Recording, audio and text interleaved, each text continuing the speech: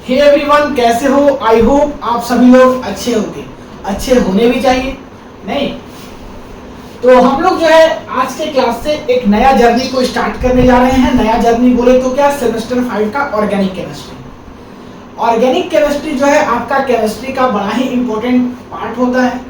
नहीं तो उसी को हम लोग क्या करने वाले हैं, पढ़ने वाले हैं। और किस सेमेस्टर का ऑर्गेनिक केमिस्ट्री पढ़ने वाले हैं? सेमेस्टर 5 का। पिछले कुछ दिनों से हम आपके साथ नहीं जुड़ पाए थे, पिछले कुछ दिनों से हम वीडियोस को अपलोड नहीं कर पा रहे हैं।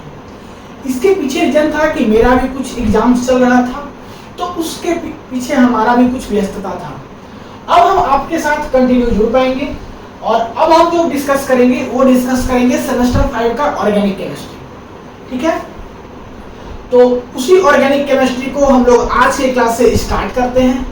आप एक अच्छा सा नया सा नोट्स कॉपी ले लेना, या आप कहीं भी जैसे भी डायरीज वगैरह में पढ़ते होगे, अच्छा सा एक नोट्स बना लेना और उसको आपको क्या करना है, अच्छे तरीके से समझ के उसमें नोट्स को बनाना है।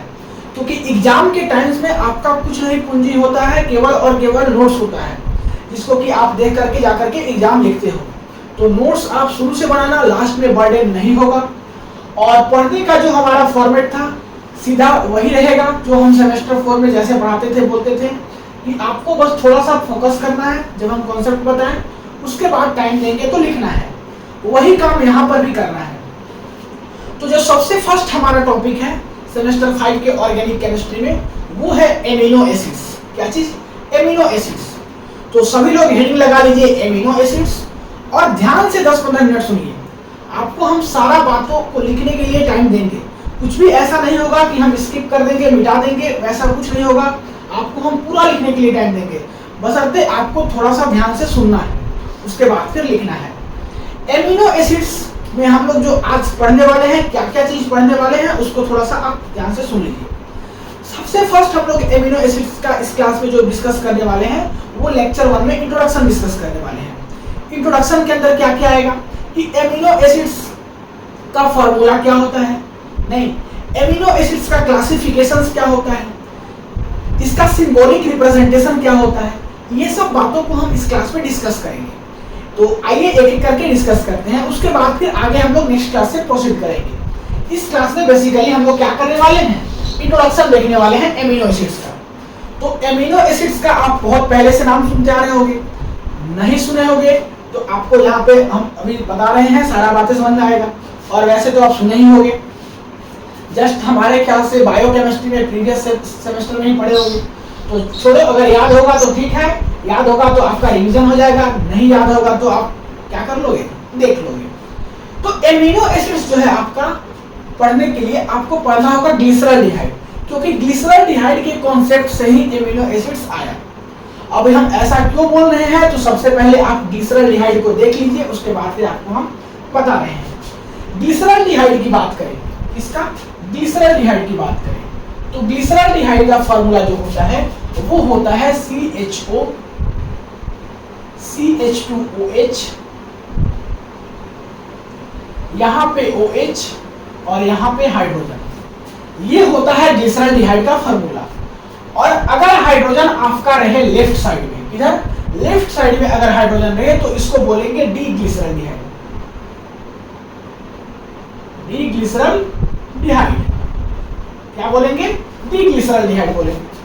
और वही H अगर आपका राइट साइड में रहे तो आपको उसको क्या बोलना है, एल ग्लिसरॉल्डिहाइड। तो ये सब आप बातें पहले से जानते हो कि डी फॉर्म क्या होता है, एल फॉर्म क्या होता है, CH2OH। अगर आपका हाइड्रोजन राइट साइड में आ जाए तो इसको हम लोग क्या बोलेंगे, एल ग्लिसरॉल्डिहाइड बोलेंगे। क्या बोलेंगे, एल ग्लिसरॉल्डिहाइड। मतलब कॉन्सेप्ट आपका लेफ्ट और राइट साइड से है। लेफ्ट साइड है ये और ये आपका क्या है, राइट साइड में है हाइड्रोजन, तो इसको क्या बोलेंगे, एल ग्लिसरॉल्डिहाइड बोलेंगे। ठीक है, यहां तक आपको कोई दिक्कत नहीं हुआ होगा।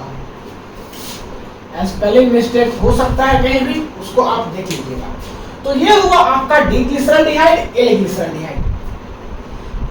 डीग्लिसरॉल्डिहाइड में हाइड्रोजन लेफ्ट साइड में और एल ग्लिसरॉल्डिहाइड में हाइड्रोजन राइट साइड में। ठीक है, अब इसी स्ट्रक्चर से हम लोग एमिनो एसिड्स का स्ट्रक्चर को एज्यूम करते हैं। मींस पहले आपका ये स्ट्रक्चर आया और इसी स्ट्रक्चर से हम लोग एमिनो एसिड्स के स्ट्रक्चर को क्या करते हैं, एज्यूम करते हैं। कैसे एज्यूम करते हैं, तो इसको हम ब्लू पेन से दिखाते हैं, थोड़ा सा देखिएगा। कुछ नहीं करना है, आपका यहाँ पे जो CHO ग्रुप लगा है इसके जगह पे आपको ले लेना है क्या चीज, COOH ले लेना है, COOH ले लेना है। यहाँ पे जो आपका OH ग्रुप लगा है इसके जगह पे आपको ले लेना है NH2। क्या ले लेना है, NH2 ले लेना है। और यहाँ पे जो CH2OH लगा है इसके जगह पे आपको R ग्रुप ले लेना है। R जो है आपका डिफरेंट हो सकता है, अभी डिस्कस करेंगे, ठीक है। तो अगर कुछ ऐसा एज्यूम कर ले तो वो हो जाएगा एमिनो एसिड्स। तो चलिए क्या बनेगा देखते हैं। हम कुछ नहीं किए, CHO के जगह पे ले लिए हैं COOH, OH के जगह पे ले लिए हैं NH2, CH2OH की जगह पे बोले कि R ग्रुप लगा लो, और यहाँ पे हम जो है क्या लिए हैं, हाइड्रोजन का हाइड्रोजन ही छोड़ देंगे। तो हम क्या बोले कि लेफ्ट साइड में अगर हाइड्रोजन होगा तो उसको बोलते हैं डी फॉर्म। तो यहाँ पे लेफ्ट साइड में क्या है, हाइड्रोजन है, तो ये क्या हो गया, डी फॉर्म हो गया। और किसका डी फॉर्म हुआ, एमिनो एसिड्स का। ये ग्लिसरॉल्डिहाइड था, ग्लिसरॉल्डिहाइड से हम एज्यूम करके क्या बनाए, एमिनो एसिड्स। तो इसको क्या बोलेंगे, D amino acids, D amino acid. और वही अगर हमको एल एमिनो एसिड्स बनाना होगा तो क्या करना होगा, कुछ नहीं करना होगा, आपको H को ले जाना होगा राइट साइड और NH2 आपको छोड़ देना होगा लेफ्ट साइड। तो यहाँ पे आपका R ग्रुप लगा है, R ग्रुप लगा दीजिए और इसको बोल दीजिए आप क्या, L एमिनो एसिड। कोई दिक्कत, उम्मीद करते हैं कि आपको समझने में कोई दिक्कत नहीं हो रहा होगा। तो D amino acids, L amino acids, glyceraldehyde से हम कैसे एज्यूम किए वो चीज समझ में आ गया होगा। आप एक लाइन नीचे कहीं अपने से लिख करके रख लो कि if H on right side और लेफ्ट साइड, मींस अगर if H on left side रहेगा तो उसको बोलेंगे D form, and if H on right side रहेगा तो उसको बोलेंगे एल फॉर्म। तो आप इसको लिख करके रख लीजिएगा जिससे कि आप आगे कंफ्यूज नहीं होइएगा। ये R की बात करें तो ये R डिफरेंट हो सकता है, जैसे कि H, CH3 नहीं वगैरह वगैरह, बहुत सारा R का वैल्यू डिफरेंट हो सकता है। डिफरेंट R का वैल्यू चेंज कीजिएगा तो डिफरेंट एमिनो एसिड्स देखने के लिए आपको मिलेगा। आपको बहुत डेप्थ में, बहुत डिटेल में नहीं जाना है, बस जानना है कि एमिनो एसिड्स किसको बोलते हैं, इसका फार्मूला क्या होता है, R का वैल्यू डिफरेंट हो सकता है कि नहीं, यही सब बस आपको जानना है। तो उम्मीद करते हैं यहाँ तक आपको समझ में आया होगा। अब जो है हम एक दो बात और आपको इंटरेस्टिंग इसके बारे में बताने वाले हैं कि जितना भी नेचर में पाया जाने वाला एमिनो एसिड्स होता है वो क्या होता है, एल एमिनो एसिड्स होता है। मींस डी एमिनो एसिड्स आपका नेचर में नहीं पाया जाता है। तो आप इसको स्टार करके लिख लो कि all naturally occurring amino acids are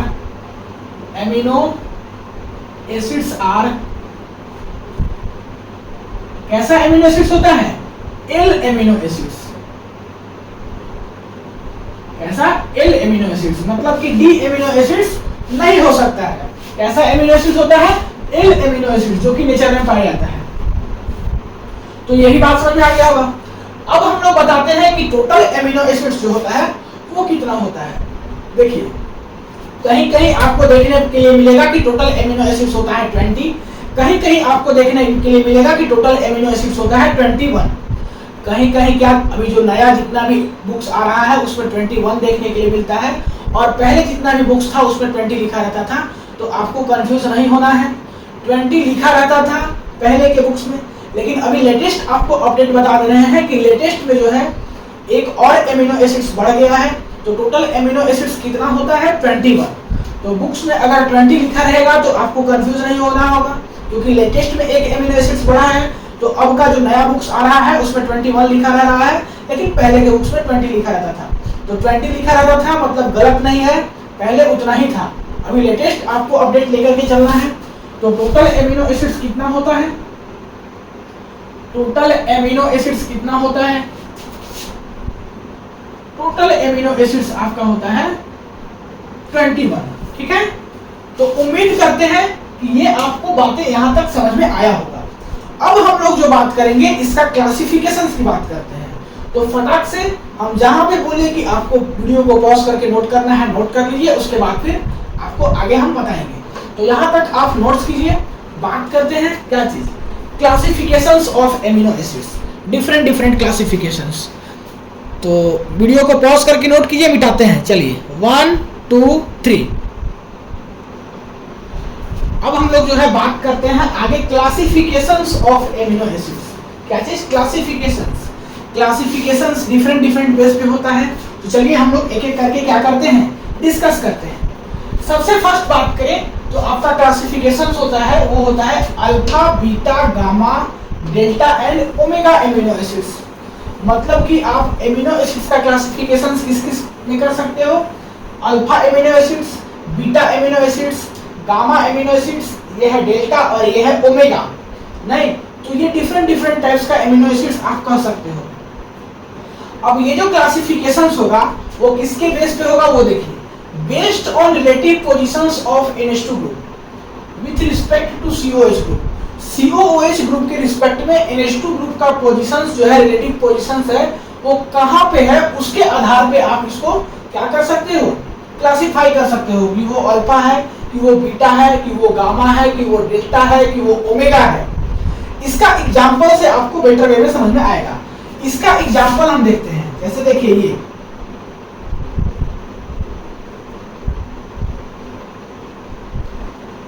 ये है आपका COOH ग्रुप, यहां पे हम लगा दे NH2, ठीक है।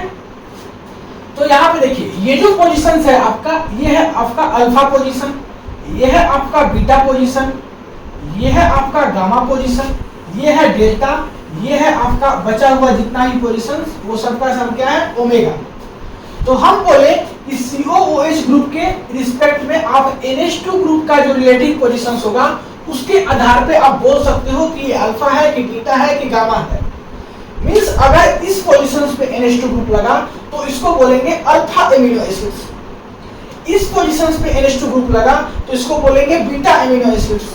इस पोजीशंस पे लगा तो बोलेंगे गामा, इस पे लगा तो बोलेंगे डेल्टा और इस पे लगा तो बोलेंगे ओमेगा। नहीं तो डिफरेंट एमिनो एसिड्स को हम किसके आधार पे बेस्ड कर रहे हैं, रिलेटिव पोजीशंस ऑफ NH2। सबसे फर्स्ट पॉइंट क्या है कि relative positions of NH2। NH2 का रिलेटिव पोजीशंस क्या है, किसके रिस्पेक्ट में, ये COOH ग्रुप के रिस्पेक्ट में। दोनों बातों को ध्यान रखना। अब अल्फा की कौन सा पोजीशंस होता है, बीटा, गामा, डेल्टा, ओमेगा, सारा बातें आपको हम बता दिए। यहाँ तक अल्फा बीटा गामा डेल्टा और ओमेगा आएगा, और इसके बाद जो भी आएगा वो सब का सब ओमेगा ही रहेगा।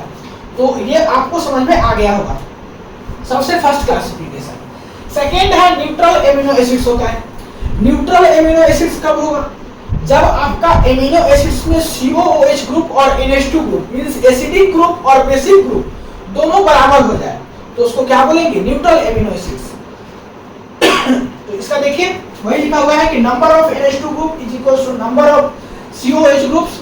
इसको क्या बोलेंगे, न्यूट्रल एमिनो एसिड्स। इसका एग्जांपल क्या है, ग्लाइसिन। ग्लाइसिन का आप जब इसका क्या देखोगे, फार्मूला देखोगे तो आपको पता चलेगा। इसका फार्मूला होता है NH2 CH2 COOH। तो आप देखिए NH2 और COOH दोनों क्या है, दोनों का नंबर क्या है, बराबर है। तो इसको क्या बोलेंगे, न्यूट्रल एमिनो एसिड्स। अब बात करते हैं हम लोग आगे नेक्स्ट क्लासिफिकेशन, दैट इज की एसिडिक एमिनो एसिड्स। एसिडिक नाम से ही पता चल रहा है कि नंबर ऑफ COOH ग्रुप्स ज्यादा होगा किससे, नंबर ऑफ NH2 ग्रुप से। उसको क्या बोलेंगे, एसिडिक एमिनो एसिड्स। तो इसका एग्जांपल होता है एस्पेटिक एसिड। क्या होता है, एस्पेटिक एसिड। एस्पेटिक एसिड का जो फार्मूला होता है वो होता है कुछ ऐसा, CH CH2 COOH और यहाँ पे आपका लगा होता है NH2, ठीक है। तो आप देख लीजिए कि यहाँ पे COOH ग्रुप दो है और NH2 ग्रुप केवल एक ही है। Means number of COOH groups ज्यादा है किससे, NH2 ग्रुप से। तो इसको क्या बोलेंगे, एसिडिक एमिनो एसिड्स। एक बात आपको बता दें, ये जो एस्पेटिक एसिड होता है सॉरी, इसी को हम लोग बोलते हैं एमिनोसक्सिनिक acid.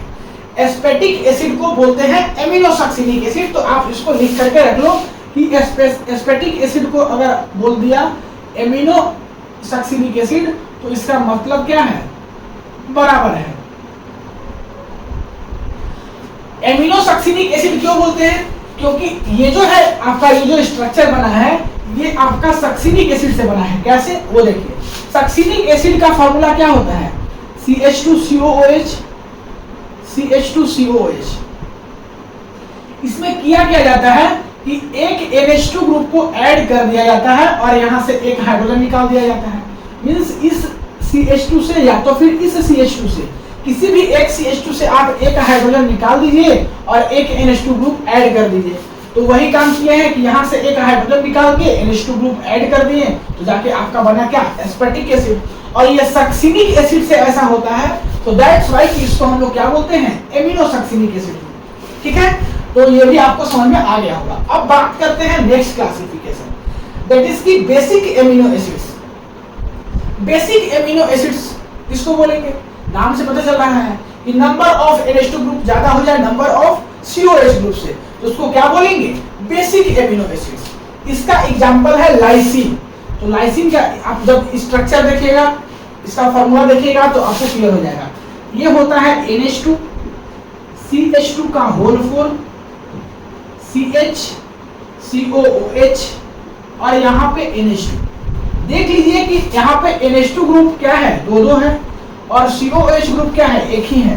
Means number of NH2 group ज्यादा है नंबर ऑफ COH ग्रुप से। सो दैट्स व्हाई इसको बोलेंगे बेसिक एमिनो एसिड्स।